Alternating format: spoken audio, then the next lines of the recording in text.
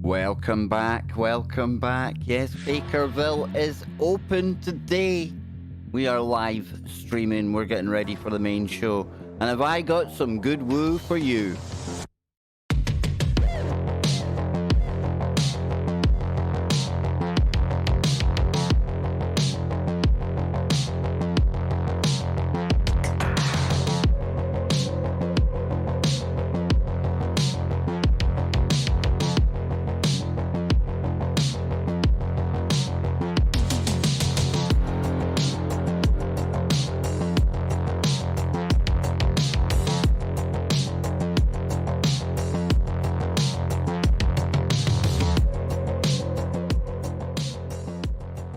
We're back, we're live, I'm here, yes, I am alive. I know, I've been slacking, but we're here today, and I want to thank you all for tuning in to our little pre-show live stream. Now let me just say right off the bat, if you've got anywhere else to be, if you've got anything more serious to be doing right now, please feel free to take your leave now and go and do that. Oh, hang on, is there like a weird... Have I got this weird thing happening with my sound again? I think I do. How's that? Is that it? Maybe? Maybe not. Is my sound okay, folks? I'll wait for you to all tell me out there. Let's see. 1, 2. Sounds good, I think. Maybe. Maybe not. We'll see. How do we sound, folks? We're sounding good? We good to go? Woo, woo. Yes, Brass Snake. Indeed, we've got Pollination in there. Bearded 5x5. That sounds good enough to me, brother. We've got Rick Anderson, St. Marionette, Brass Neck, Greg, Cinny Monk. Great name. Bernaise sauce. Every good bit of propaganda has some Bernaise sauce on it, right? And what else do we have here? We have also got Jose Ramon Francis. We've got St. Marionette. Who was first today? I think it might have been Williamism, followed by Jules, and then we had Blue Days. Good to see you, Blue. Good to see you back again. Now, Cheryl in there as well, probably a few other people. I've not even shared this out today. So it's going to be nice and relaxed. I'm just going to chill out with you all before we have a rearranged Kev Baker show. I want to give a big shout out to our guest that was meant to be on today, John Brisson. Now, you've heard me talking about John a lot, his channel here on YouTube. We've read the documents, and John has had some bad news. I'm not going to go into any much detail, but something has happened, and he won't be able to make the show tonight. So prayers and thoughts and love go out to John. But Jimmy Jeans has stepped in at the last moment, and we're going to go full woo. Jimmy has found some really interesting material on Atlantis. Yes, so we're going to be going all Atlantean and weird, wonderful, hidden history, speculation island, love boat type craziness on the Kev Baker show today. Okay, so that's for you to look forward to in just over an hour from now. Can you wait that long? You don't really have to wait because you've got me until then. But what I need to do right now is, because my better half has just come in the door, I better say hello to her after her hard day at work, or she will never forgive me. I'll be back in a moment, and then we're going to get into some weirdness in the woods. Conquest Mama. Yes, long-time listener. Does that mean you're a long-time lurker? We like lurkers here. I'll be back in a moment. Don't go anywhere.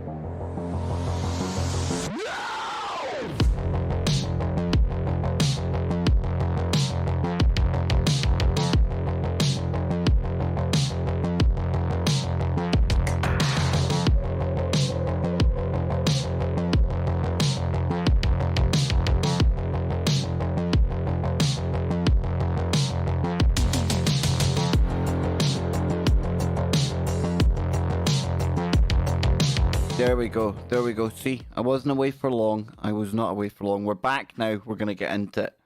And before I forget, we've got our memberships here on the channel. They have arrived. They arrived a long time ago. I just hadn't switched them on yet.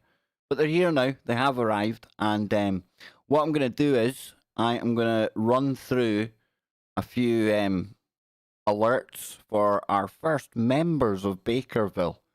So this is your first chance to see our new alert for our new memberships. And of course, if you're a member, it means you get all of our crazy emojis. And I'll show you them in just a moment. But first, citizen. Yes, the first resident of the Bakerville VIP lounge. Get a load of this. It's Pollination. Please. Oh, hang on there, hang on. I'll do it again, I messed it up. Here we go. Right, we'll do it again, right? Because I've got a cool kind of alert thing going on here for when we get new members. So, where are we? Polly, boom. There's dolphins, there's people clapping, there's thug life, and there's a cat with crazy eyes. There you go. So the second citizen of Bakerville, yes, all the way from Norway this time, it's Sidvich. Yep. Boom. You gotta ring the bell. You gotta ring the bell to become a member, folks. Yep. Pretty cool, huh? And then the third member. All rise, His Majesty, the King. Yep, there he is. Pretty cool, huh? Pretty cool. Yep, Polly's loving it. I thought it was pretty cool. Put together these things myself. We've got a new member coming in as well now. We've got Anne in the house. I tell you, it's all going on. We had our fourth member, Jeff. He also is a resident of Bakerville. Take it away for Jeff. Oh, yeah. Ding. You see, Anne, they've got to ring the bell to get into Bakerville. You see? Kind of cool, right? And we've got singing and dancing dolphins and people. Here we go. So, next up, we have got... Jojo. Yep. Well, I think there's another one coming in as well. Maybe we'll get to the show today. Maybe. Perfect. It's brilliant, and it's great. So, is the next one going to come up? I think so. Is Jules there? Oh, it should come up in a moment. It should come up. But listen, I have got some good woo for us to get into today. And of course, what do you get if you become a member? Well, you get the Moth Ma'am. You get the safe space. You get the traffic cone. You get the PPP. And you get Schrodinger's cat. And the longer you hang out on here... Oh, there it goes. Boom, Jules.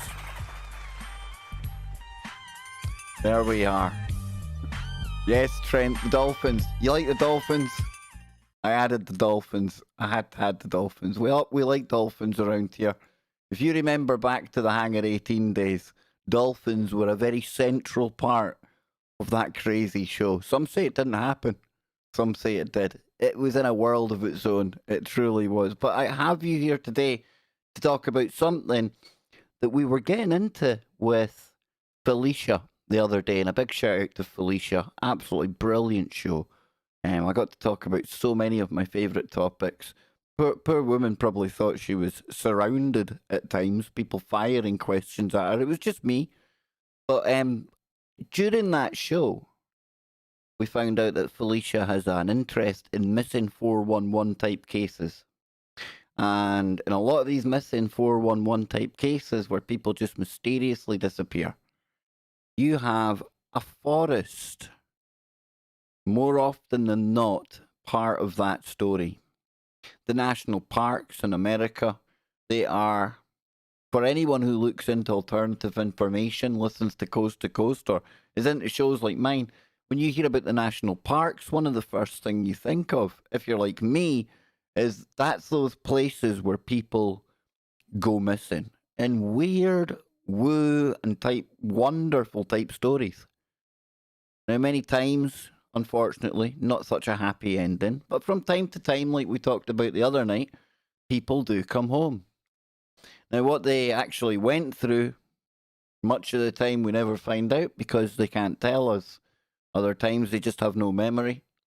And who knows what's happening when it comes to all of the crazy type weird stories when it comes to the woods. Remember as well when we used to talk about another phenomena that I still can't wrap my head around, and that was the staircases. Remember that? Remember people just coming across staircases in the middle of nowhere? You walking through the wood one day and boom, big staircase there. Nothing else, just leading to nowhere. Totally random. What's that all about?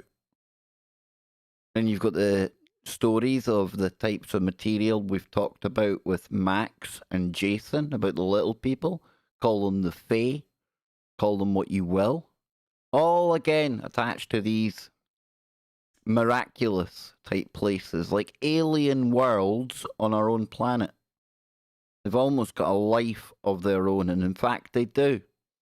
So today, when I was having a think about what we would do before we bring Jimmy on and we get into Atlantis, Mysterious Universe, big shout out to the team over there because boom, they have got the perfect material for us to kind of woo over before we go. And we get Jimmy into hidden history, races or episodes in our history that might have been erased, all that kind of good stuff. And it's going to be real deep woo. Antarctica is going to come up in that woo as well. So look forward to that. All right. So then, and remember, if you want to become a resident of Bakerville, big shiny join button, but not necessary. But that's all I'm going to do. That's the last time I'll mention it today. Okay. So it says strange paranormal tales of people almost taken by the forest. So it says, throughout history, forests have always been places of wonder, mystery, and dark legends. And that's what makes them such a real stable diet here on the Kev Baker Show on KBS too, especially here on YouTube. So these are places that have long attracted to them stories of the strange and mysterious. And they are also places that are often portrayed as menacing, always with the feeling that something could be lurking past the branches and the brush. Now that's a feeling you often get in the forest, right? I have anyway. Maybe it's just me, but it does feel at times like you're being watched, even though you could be entirely alone. Strange. So for a long time now, there have been numerous cases of mysterious vanishings tied to forests, many of which have never been solved. And we are often left to ask what happened. Yet, what if it is the forest itself that has taken them through some means? And what if these places and their remote wilderness that somehow pull people into never return?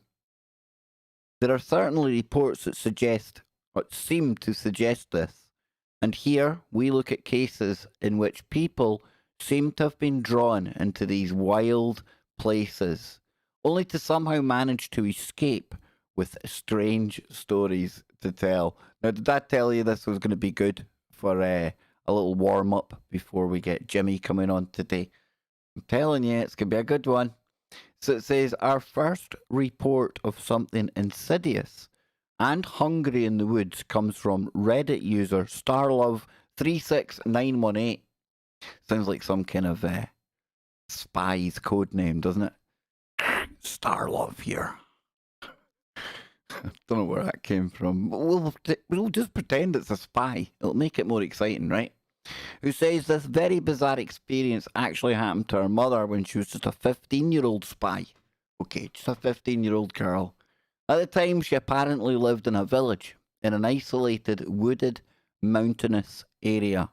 And she would often go out with her own mother or other kids to go and collect wood. On this day, she woke early, as usual, to a clear and sunny day for one such wood-fetching errand, along with a group of other girls from the village. Yet this excursion turned out to be more ominous than most.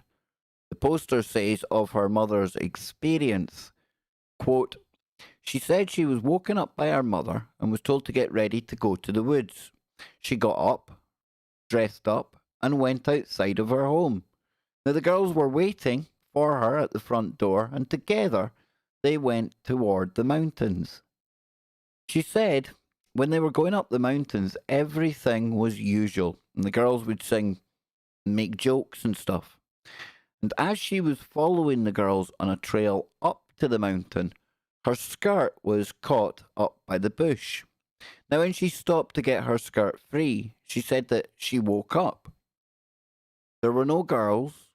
She was alone, and at that mountain in the middle of the night by herself. She said that she didn't remember anything until she woke up at her parents' house, and a shepherd man found her, fainted, and carried her back to her parents' house. So she lost the ability to talk for a while, and she said because of the trauma. She said that her hair fell out. Now, I'm not sure, maybe because of the trauma. And this story has always scared me. So there's somebody basically lost time, unconscious somehow. Remember getting their skirt caught or whatever, and then the next thing they know, they're back in their house. They've been found by a shepherd, and whatever they've gone through, they can't talk about it. That's weird, right? That is pretty weird. That's up there with the hairy hand story, right up there. So, just what was going on here? Well, another report comes from Reddit user Lola Likes to Run, and seems to involve some sort of forest spirits, such as fairies. Now, in fact, and before, don't just dismiss it, folks. Don't just laugh. You know, I know it's easy. It's easy. I even smile when I'm talking about it, but there's something to it. I think, anyway. And hey, like it says on the tin, I provide, you decide. But don't laugh immediately. At least wait till I finished. In fact, she says that the area where she lived had several locations that the locals called fairy fields, which they avoided, and where people apparently got lost in places that it was impossible to get lost in. The witness claims that it was said that this was due to the fairies sowing confusion into the minds of their victims, and she says she never really believed any of it growing up, but that one odd experience would change her mind, of which she explains. And think about that. Getting lost in a location where you shouldn't get lost. Let's go really bizarre, right? Let's go outrageous. It's like getting lost in an empty field that you've crossed several times in your life. You know where you're going, you know where you've come from. What could make you get lost in that field? Well, it talks about confusion here. So are we talking about some kind of magnetic anomaly, something like that? Maybe affecting the mind? Or are we talking about little entities that we really don't appreciate? Are they all around us? I don't know. Let's see what happened to her. No problem. No problem. Give me 2 seconds, folks. Hold that thought. What happened to... What's going on here, okay? Keep fairies in your mind. I know that's a really bizarre thing for Kev Baker's show to be telling you to do, but it's what I'm telling you to do. And I'll be back in just a moment. Don't go anywhere.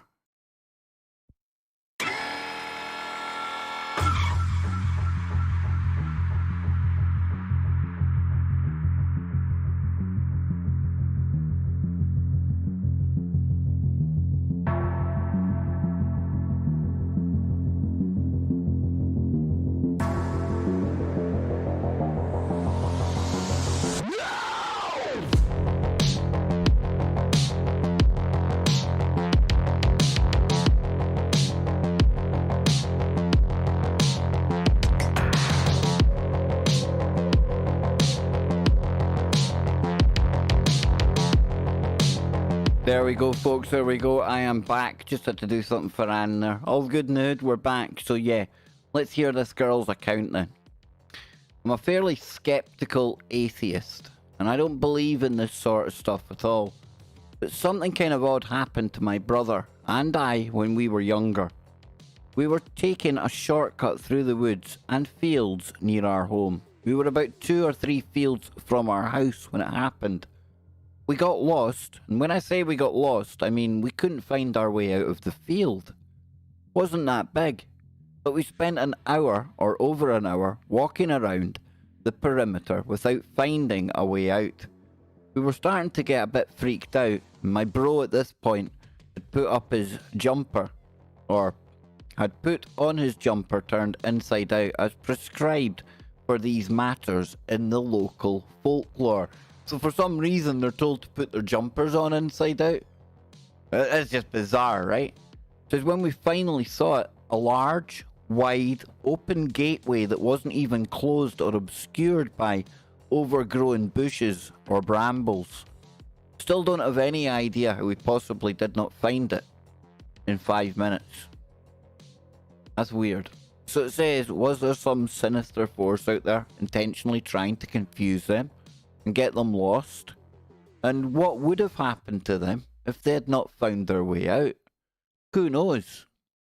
Similarly, we have the case of a Redditor called Claven, who says this happened when he was 10 or 11 years old at Big Bear Lake, California. And at the time, he had been visiting his grandparents who lived in a cabin at the lake. And it was a place he says he went to several times a year. Now, he explains that the surrounding forest had always been unsettling to him, with the constant feeling of someone or something watching him. We all know what that feeling's like, right? We've all felt it. Says, nevertheless, he often went hiking out there with his dad and uncle. And on this day, they were on a trail that they had hiked countless times before. They all knew the area extremely well, yet something odd was about to transpire. Anyways, me and my dad and my uncle were walking on the trail, and we've been 100 times before when we reached the first peak of the hill that we usually like to stop and look out at the view from. So my dad and uncle wanted to keep hiking on for a bit, but I decided to go back to the cabin on my own, as it was only 5 or 10 minutes away. I head down the usual path that I go on, not thinking too much about it, when I realise that I've no idea where I am. Everything looked the same as usual, but something was wrong. The normal path was different in a way that I can't really explain, and it seemed to be 10 times as long as usual. Everything was silent, and there was absolutely no wildlife around me, not even a squirrel. And I kept having all these morbid thoughts coming into my head about how I was lost forever, or how some sort of creature was going to swoop me up.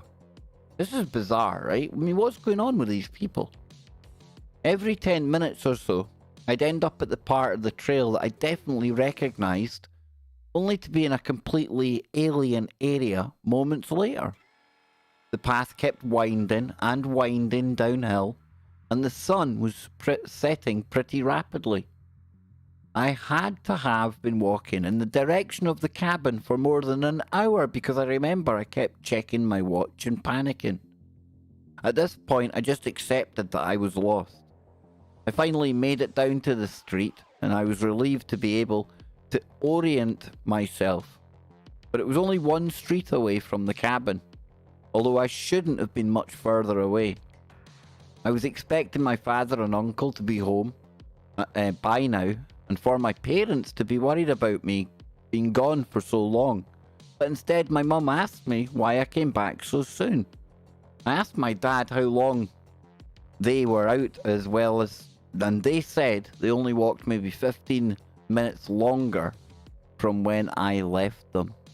So that's somebody who's been walking about for what they think is hours, and yet when they come back to where they couldn't find 4 hours, they find that no time's passed at all. What's his name? Corey Good? And on to the next one from poster Raven Mysteries 1331. There is a similar report in that it seems that something was trying to lure them into another place and make sure that they could not return. Now that sounds terrifying, right? Not good. She says that she had gone camping with her husband to a place that she calls Deep Creek Campgrounds, not to be mistaken with Robert David Steele's super secret Bernaise sauce DNC source called #Deep Creek. Get your minds out the gutter. One day, as they were exploring the area, they came to a secluded road and tunnel. Now, they entered the tunnel planning to simply walk around or walk through to the other side, but a series of strange events would take place that would make that easier said than done. I totally made that up there myself. So, this is what happened in the tunnel. I'm going to turn that music down. I forgot it was even on. And I'll come into the chat room when I've done this little story. We'll chill out. We'll talk about it. We'll have some fun before we have more fun with Jimmy Jeans and when we're talking about Atlantis, okay? So, back to the tunnel. And there's something about tunnels, for me anyway. I remember driving through this massive one in Norway.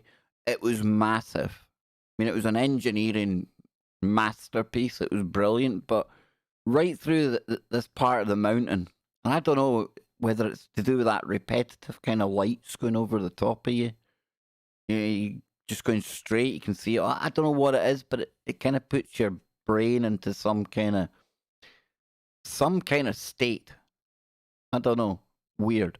Think of that flickering too, as the equally spaced lights are going over your head, and the white lines on the road, the cat's eyes, everything all. Maybe that rhythmic thing starts to, I don't know, it does something to my mind. Anyway, back to this tunnel. I hear you all saying it. Kev, shut up, move on. Okay. So, we go through the tunnel. This is where it all gets a bit weird. What should have been maybe a 10-minute walk turns into 30. We're not really panicking, but we're still not out of this damn tunnel. We're filming and realising that the timestamp on the camera kept changing. The phone is fairly useless, but keeps showing weird times, notifications, etc. Now finally we reach the end and I decide there's no way I'm going back through. And here's our second mistake. There's a trail going across the tunnel. My husband wants to go back through, then meet us while I and our daughter go over the top to wait. Now at the top the trail ends, which is unusual, but not a big deal as I can see the trail we came up and my husband will be coming up shortly. I take pictures, full panoramas, everything. Never out of sight of the trail. Husband shows up and we start looking around for the next trail or any trail.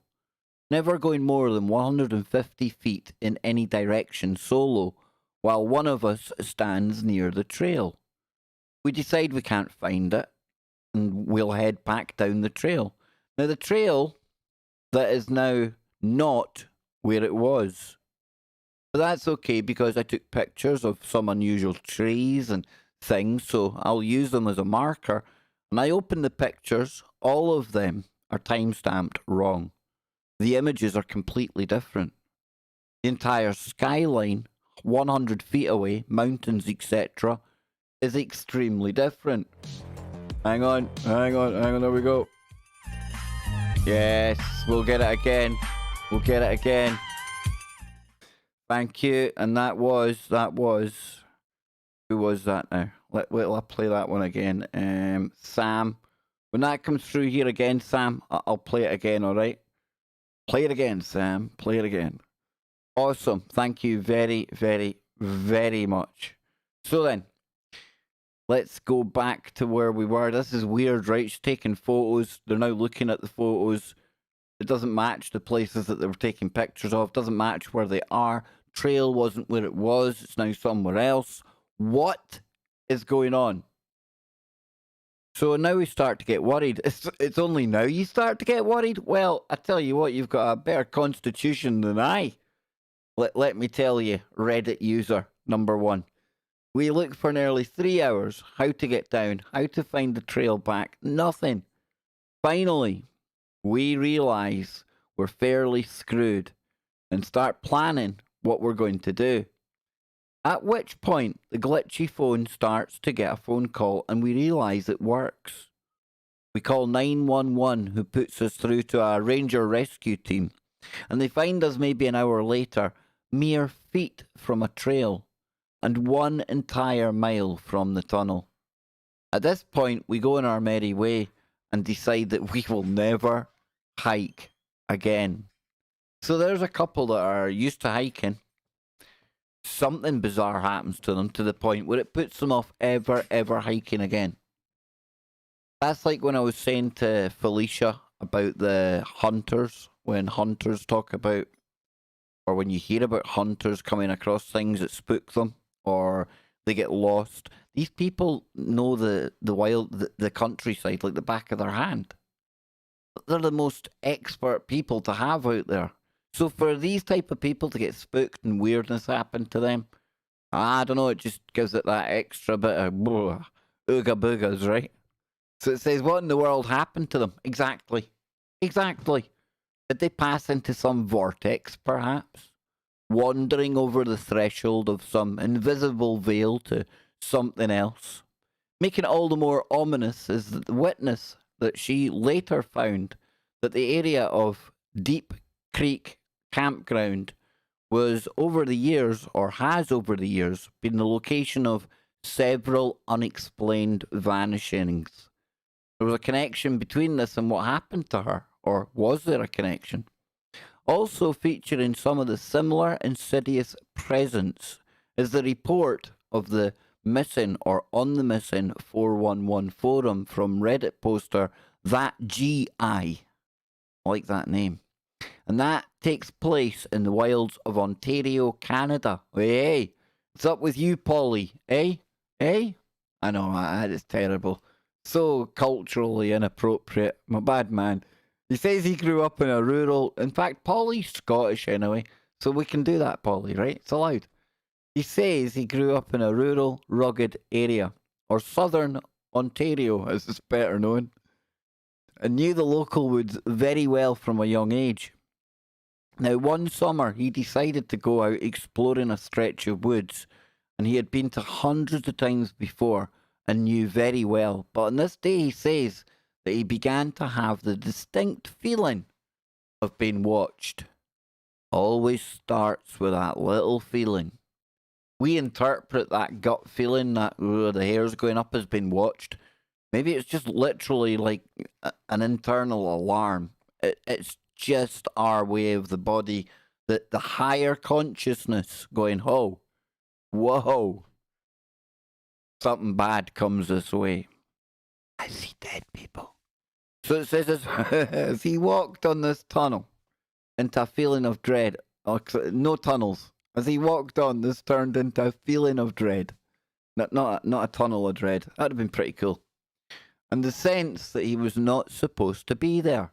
Now, at the same time, the previously bright day seemed to grow darker, and the trees seemed thicker and more impenetrable than he remembered. Now, there's the weather again. Felicia brought that up on the show. You seem to have this weather event, weather anomaly, right at the time when all this woo happens. Is it just coinky-dink? We don't do coinky-dink about here. So it says, oddly, he began to hear the sound of what sounded like a bell in the distance.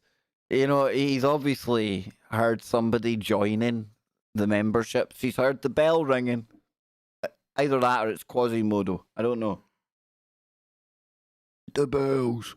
So it says here, it all conspired to deeply creep.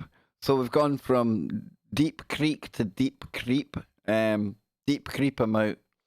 And he decided to make his way back home, making note that his watch told him it was, where's Lothar? 11 a.m. Yet as he turned around, he realised that he did not recognise where he was. And things would only get weirder from there. The witness tells his bizarre story as follows. It was then that I realised I had no idea where I was. Now keep in mind that I knew every inch of this forest, from the roads that border 3 sides on the lake that borders the other. I'd hiked every inch of it numerous times before, so that's a guy who knows where he is. Not a problem there, right? Yet I had no idea where I was. And then things started to get stranger. I looked down around my feet and saw a bunch of metal buckets and various metal tools. This is when I heard a voice. Oh boy. You ready? It seemed like a child calling for me by name. Now it's got utterly terrifying. Now, the voice was light and seemed to flow effortlessly on the wind. In my panic, I assumed it was one of my sisters calling for me to come back home, so I naturally called my sister's name back. And when I got no response, I took my phone out and I tried calling. But this being the middle of nowhere on the Canadian Shield, I had no service. I looked around and out the corner of my eye saw something dart behind a tree. I'm putting the creeps up myself here, man. I looked around me and I saw laying in the ground among the buckets a rusted red bicycle. Oh, holy shamoly. Like one from the 1950s you'll see in anti-nuke posters. And this bike seemed to be in the one part of the forest that light was shining through, kind of staging it. I quickly opened my camera and took a photo, thinking my eyes were playing tricks on me. But then I heard it again. But this time, the child sounded like they were almost singing my name, breaking it up at the syllables, and I started to quickly walk away. Yep, unless you've got a flamethrower to chase whatever that is back to the gates of hell where it just crawled out of, go the opposite direction. It's my number one tip, okay? Hoping that I would end up somewhere, anywhere, nowhere but this area. But the voice seemed to follow me. And I kept seeing glimpses of something running behind the trees, keeping pace with me. So naturally, I started running as fast as I could. Had I been running the first time I heard the voice, I wouldn't even have seen the bike. I ran as quickly as my legs could manage, not caring for the branches that would whip me in the face and eyes. After about 15 minutes of running, things started to look familiar. I ran down a massive hill and the trees started to become more open and brighter. Slowed down and started to walk, too terrified to check behind me. Once the feeling of impending doom settled, I mean, imagine describing that impending doom. I'd kind of overwhelmed them. I finally mustered the strength to turn around. The moment I turned around is a moment I will never forget.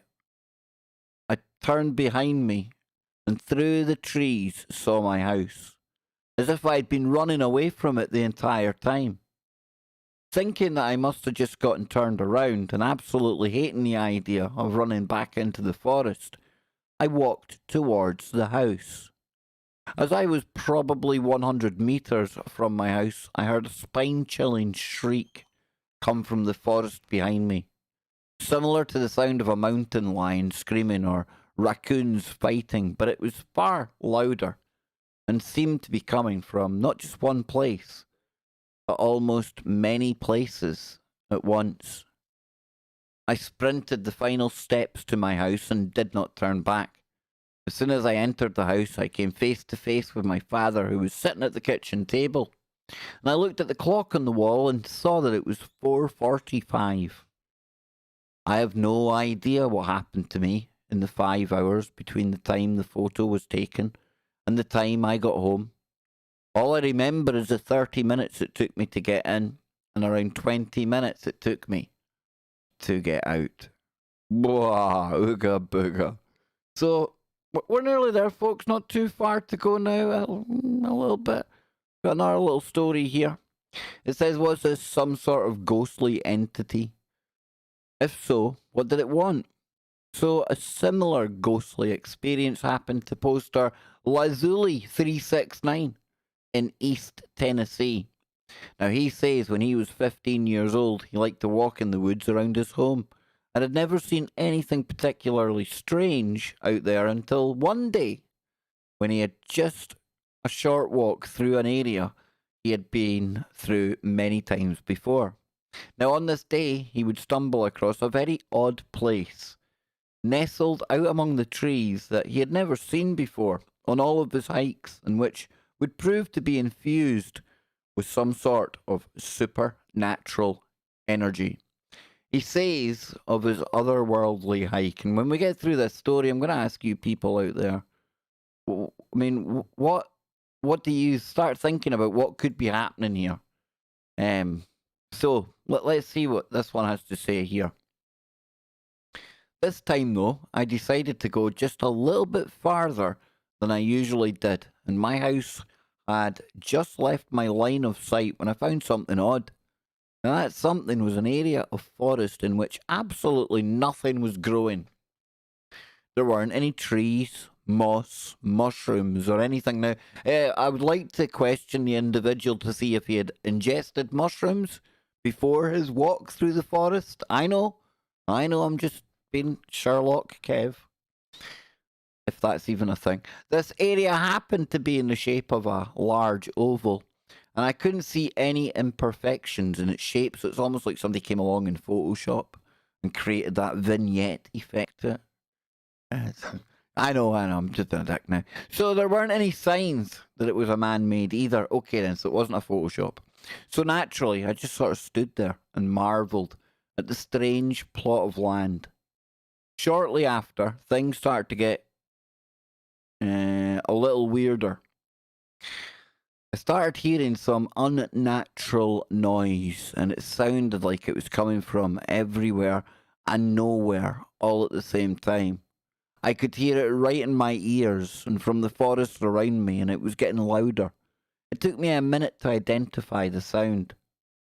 It was a group of women harmonizing. At least, that's what it sounded like to me. Now, by this point, I was honestly a little excited. I think, by the sounds of it, he may have been 44% aroused. I'm just saying, whatever was happening was obviously not a natural occurrence. I wanted to stay and observe, but I guess whatever or whoever was there was telling me to leave. The harmonizing soon filled my ears and was beginning to be painfully loud. Now, in spite of this, I stayed adamant in my staying. Then came easily the weirdest part. I just bolted back in the direction of my house without warning. I tore through briars and mud, not even trying to slip past them until I found myself in my backyard again. As I stood there covered in scrapes, mud, and trickled with blood, I realised that I wasn't the one that was moving my body. It was almost like I was in complete autopilot. I knew very well where I was going, but I wasn't the one telling my body to do it. I don't know, it's difficult to describe. Being my hard-headed self, I actually tried to find the spot again, even though I was legitimately scared by that happening. Though no matter how long I traipsed through the woods, I never found that place again. Holy shimoly. So I'm going to leave you to think about that for a little moment, folks. That's some pretty deep woo there. What's happening? These people all going mad? Are they suffering from some kind of toxic shock? Are they breathing in spores? Is there something magnetic going on? Is there little people? What do we think? What do we think? I don't know what this tune's going to be like. It's potluck. Let's go for it. Not bad, not bad. I'll be back in a moment, folks. Then we'll start to wrap up and we will get ready for Jimmy Jeans. Yes, Jimmy today. He's going to be taking us back in time. All the way back to Atlantis and beyond. And then we'll go forward to Antarctica and talk about what may or may not be under the ice there and whether it all connects together. And who knows, a whole lot more woo on top of that as well. So that's just 23 minutes from now, but I'll be back in a moment to find out what you've got to say about weirdness in the woods.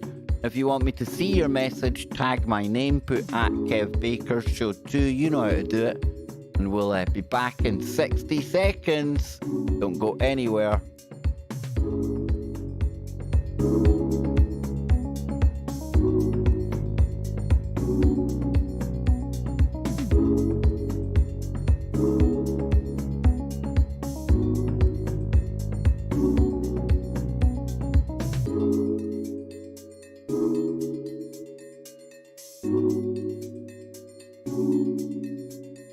Oh, Karen, I like that. That should be on a t-shirt.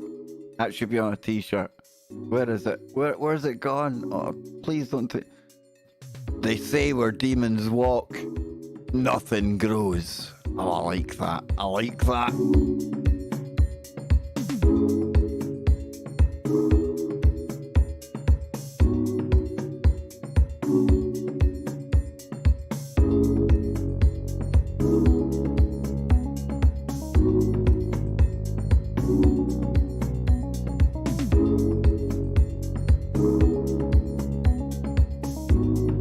That's some pretty jazzy tunes there, right? And they've started again. We'll keep them on. We'll keep the jazzy tunes on. So what are you people saying? So yeah, I like that one from Karen. I like that. They say where demons walk, nothing grows. Pavements. Demons walk on pavements and roads. Nothing grows there. See? See? You're right. So we scroll on down. And Connie is, Oh yeah, yummy, yummy. Me love the Bernaise sauce. Indeed. So, Polly, he's my resident expert on all things horticultural and agricultural. Like it. And he says, spores make ants do the same thing. Ants lose time. I know it. I knew it. I knew it when I seen an ant out the back. It was going round in circles. Little did I know that ant's thinking, I'm pretty sure I've been here before, but it doesn't look anything like this. And then when it got home, it found that like 20 years hadn't gone past, but it thought it'd been walking around. Am I getting mixed up with Cody Good again? I'm sorry. So, if we scroll on down... That would explain the dead grass, says King. He got demons walking in his garden. Is that what that means if you've got a patch where there's no grass growing? I don't mean to terrify anyone out there, but if that troublesome patch in your garden, if you've been trying to pour all sorts of like stuff on it to get it growing, it ain't gonna happen. Demons have walked there. They've walked there, literally. Oh, not good. Donnie, the women's shoes on top of the hill. Can't have any silly music on for that. That's one of the weirdest stories we've ever had, right? It was like some spiritual type land, if I remember correctly. You had to make your way up. It wasn't an easy walk to get to this ridge. And then there was like bizarrely loads of shoes. Loads of pairs of shoes. Just shoes. And nobody nowhere. Where did they go? Did they go up? Did they? I don't know. Donnie is an experienced person when it comes to the outback. You know, his aboriginal kind of blood and ways of life. He sees the wilderness in a way like I talk about the hunters, people like that. Donnie's totally in tune with everything around him. And then you're walking along, and if I remember rightly, it was a ridge that they came to. I'm sure Donnie can tell people in the chat room, but it was like land that they shouldn't have been on anyway. And I think Donnie got a bad feeling. I think because it was women's land, if I remember correctly. And you get a bad feeling when you move on to like women's land. There's like men's business and women's business when it comes to Australia. And this was definitely a women's business place, if I remember correctly. So already Donnie's feeling that internal alarm is going off. And then you bizarrely get met with a bunch of shoes. Just saying. So it says here, Sam says to us, many places only exist sometimes in our reality, out of phase with the rest of linear time. Oh, I like that. That's another good one. When's the next Aussie Woo stream? Once we get... See, I'm a lazy bugger, me. Usually I just give it all to Jess and Luna. They usually organise it. We'll get one soon. Donnie can get on it as well, man. We can get it organised. Kevin in the chat room. He's going to be back on Freaky Friday. Not this week, but next week. Let's see. What else we got in here? Amazon shoe return depot. Yep. True. Kev Baker. So, yep. Telling you. ZX, the Wookiee. How's it going, Wookiee? Gran Turismo music. Is that where it's from? I know I knew the tune from somewhere, dude. But listen, I'm going to have to get going soon. I really am, because I need to go and get Jimmy. Need to get ready for the main show. But I want to thank all of our new members right here on the channel. If you want to become a member, but you don't have to, then you check out the join button. And there's various options there. And like I say, you don't have to. It's just another way for people who have already been supporting the show. It's another way that they can support the show if they choose to. And we're going to have some good fun when we get on over to the Bakerville VIP lounge. You know the graphics are going to be kicking for that, right? So all you got to do is click join, and that rings the bell.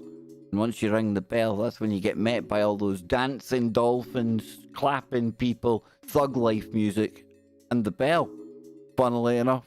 So on that note, I'll join, or you can join me. I won't be joining you. You can join me over on tfrlive.com to hear myself and Jimmy talking about Atlantis, and of course we'll be over in Discord as well. I'll be back tomorrow with a pre-show stream before Scotty Lopez joins me, and of course Freaky Friday is just around the corner. So I want to thank you all for tuning in today. Special thank you to all of the members, and we are out of here. But there's just one last thing. It's been a while. Here we go. Keep your mind open. Keep looking for the woo, but not to the point where your brain turns to black goo. See y'all soon on KBS Live.